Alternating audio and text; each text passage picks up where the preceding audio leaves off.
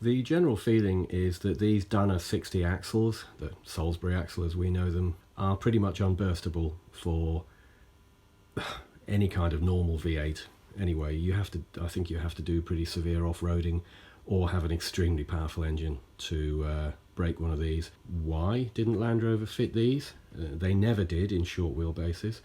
It was only ever fitted to long wheelbase, and an even beefier version of this was engineered to be used on the 101 forward controls. I suspect it because it's unnecessary. Short wheelbase can't carry a huge load, and the standard 2 1/4 engine in diesel or petrol format is it's fairly hard pushed to pull the skin off a rice pudding. Whereas, of course, when you get a V8, you're into a good deal more torque and some more power, although not as much as you might think, surprisingly. But it's enough to break half shafts on the standard axle. Fitting the Salisbury axle into Land Rover is not very commonly done. I've often wondered why.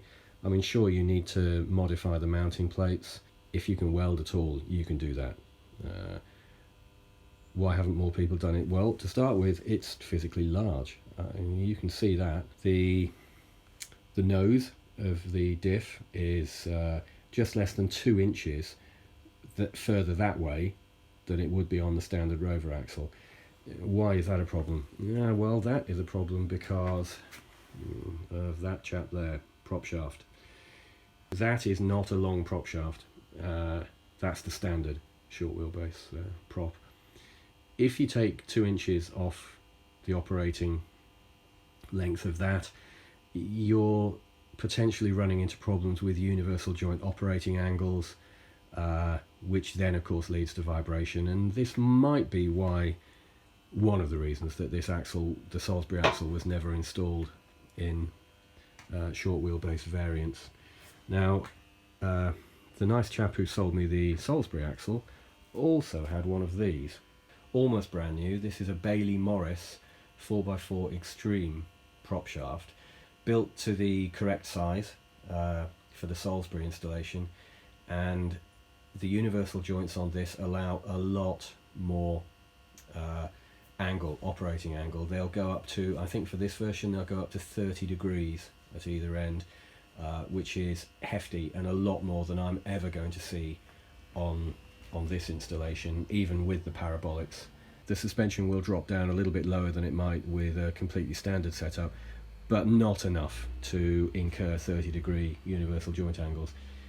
However, we're going to get back onto the subject of universal joint angles because although I haven't got that far yet, I suspect this could be a significant issue, and it's all going to have to be engineered together to try to avoid vibration, if that's even entirely possible. My Land Rover is not an off-road special. Okay. I know it doesn't exactly look like a standard road vehicle because the paintwork's in such bad condition, but that is a future project. Underneath all of this flaky paint is actually quite a solid set of mechanicals, and my prime use of the vehicle is on-road. I want it to be able to do off-road, but nothing extreme. So let's have a look at the process of fabricating the new spring saddles. You don't actually have to fabricate these by hand if you want. There's a company, well, I'm sure there are a number, but definitely there's a company called YRM who will provide you with these brackets pre-formed, and you can just weld them straight on.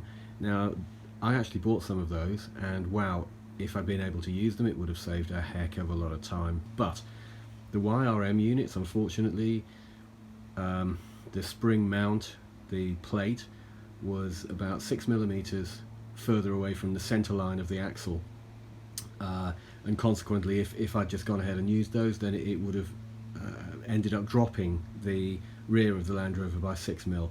Well, 6mm isn't much, but if you're buying parts to do a job, then I'd rather that they were identical to the way the axle was supposed to be. Now, they're professional guys, and they'd taken measurements off an axle. I'm not sure which one, but they were very happy to take them back, and so fair dues to them. I'm left with building my own, and these are the main components. So I cut out these sections, as you can see.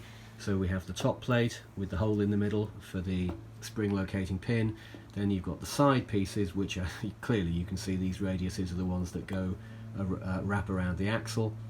And when you put the whole lot together, obviously this is just held together with magnets at the moment, but that's how that will look. And the only thing I need to do now is I need to make up rectangular pieces that will go in the end here, and that's why I've mounted this in the magnet so that I can actually take those dimensions.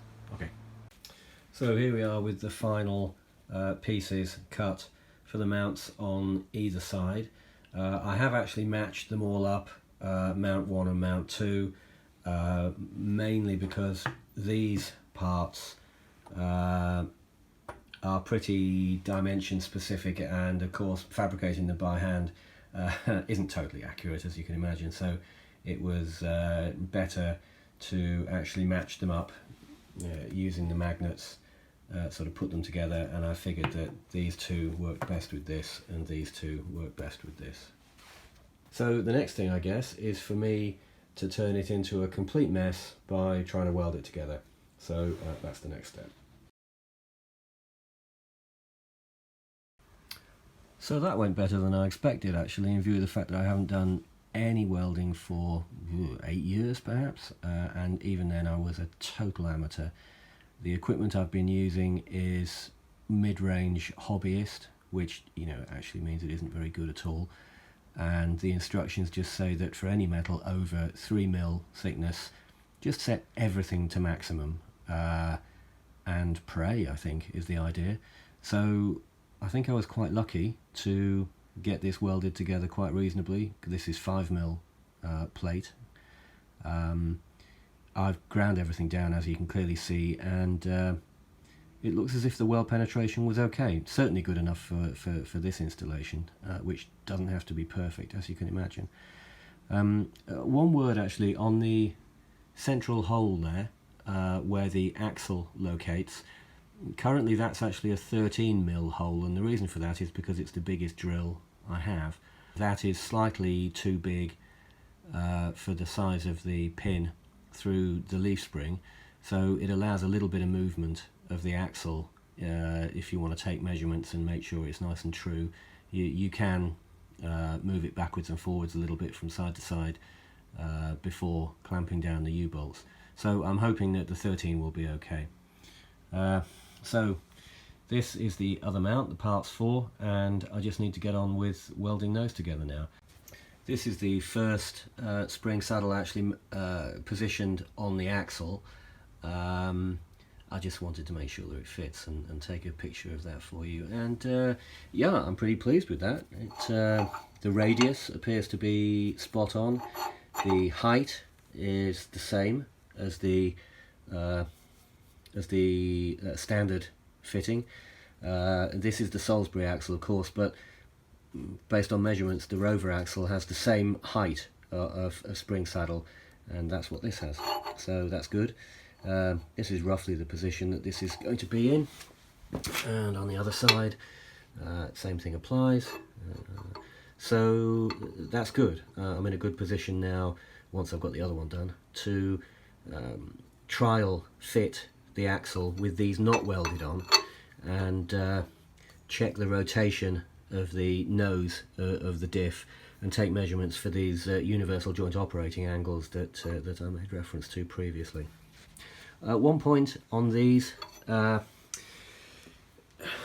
this cost me almost nothing to make. I just used scrap bits of plate that I had about, and however, that's financial terms. It took hours and hours and hours to make up these parts and weld them and grind them down. It just took forever. I would be seriously inclined to buy a prefabricated part from someone like YRM, who I mentioned previously. If you're in the UK, well, they probably export actually, but buy theirs, and if you're concerned about that 6mm dimensional difference, which would cause the rear of your Land Rover to drop by 6mm, if you're concerned about that, just modify the radius, just grind it so that you take out that 6mm. I know it seems a little bit counterintuitive to pay for something and then have to do significant mods to it, but that's going to honestly be much, much easier than trying to make your own. This just seemed like it took forever.